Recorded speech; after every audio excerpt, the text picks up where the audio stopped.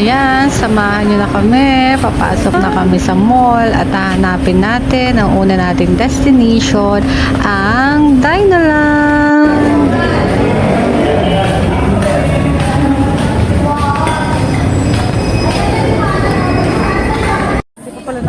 Ay, mali pa lang. Ating unang destination ay maghanap ng makakainan.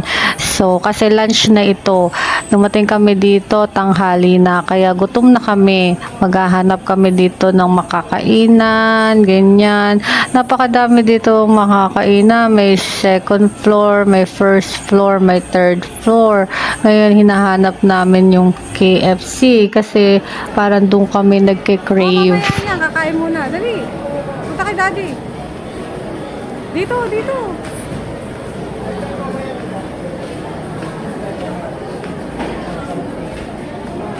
Pumili din kami ng buko na ang flavor ay pandan. Tapos nakita ng anak ko yung shake, strawberry shake yata yun. Kaya pinagbigyan na namin kasi araw naman niya ngayon.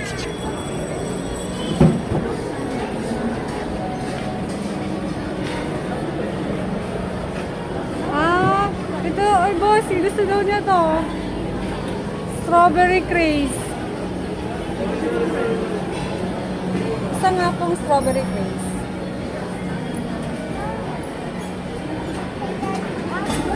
Tapos noon, sa wakas, nakita na namin si KFC. Dito lang siya sa first floor, sa food court. Napakalaki ng food court nila at hindi talaga matao.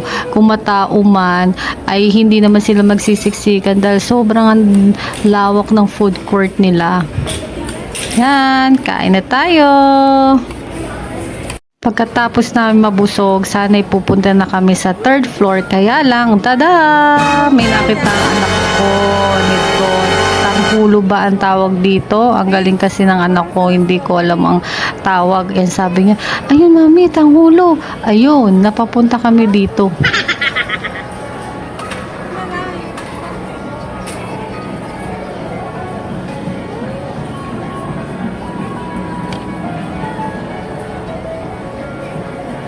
Ang ganda naman tingnan, di napabili lang ako ng dalawa kasi nga busog na kami. Tapos parang ayoko nang kumain pero napakaganda tingnan niyo naman, oh.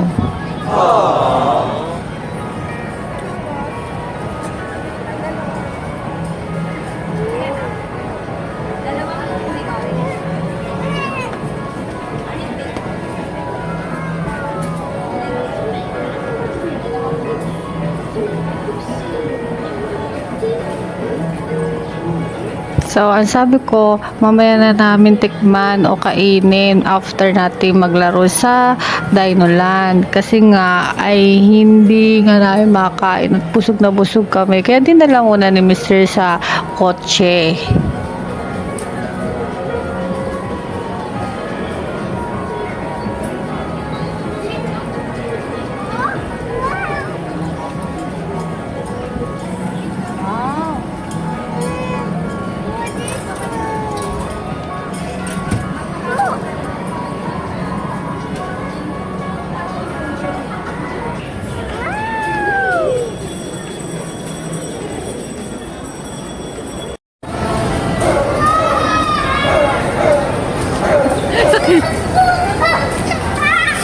Yun! Punta ka doon!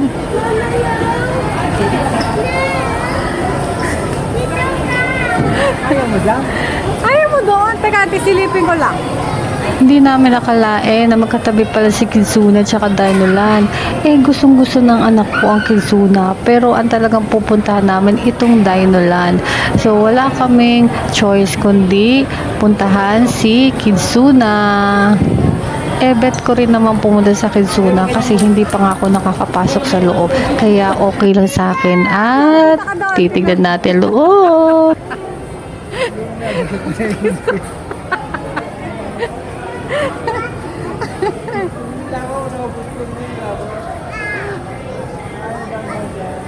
Saan mo gusto? Diyan o doon? So yun na nga, nakapila na kami at makikita niyo naman ang price diyan sa aking vid.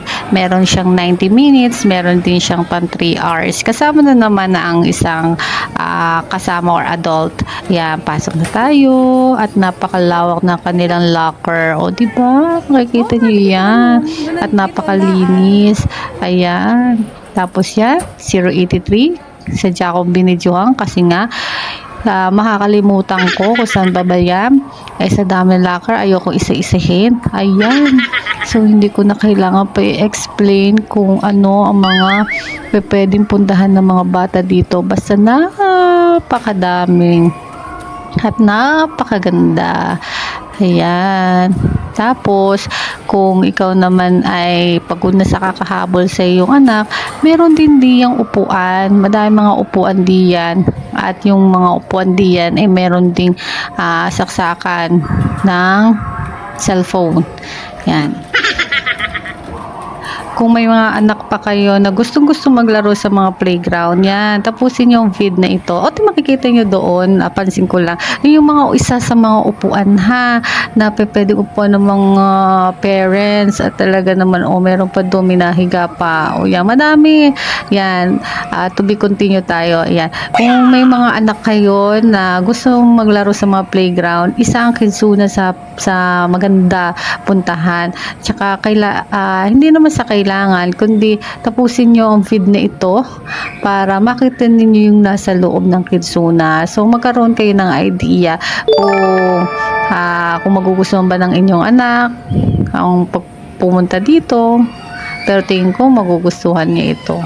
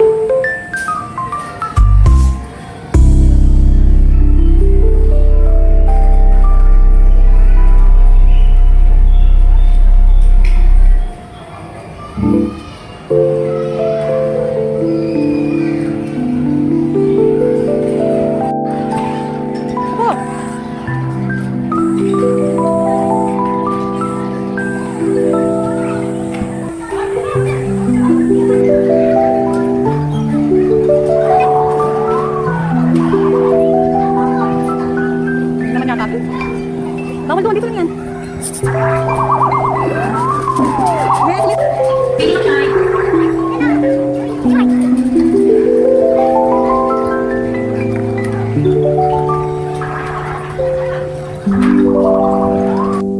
Oh, bakit kayo nagtataka kung bakit ako nakapila sa Dinoland?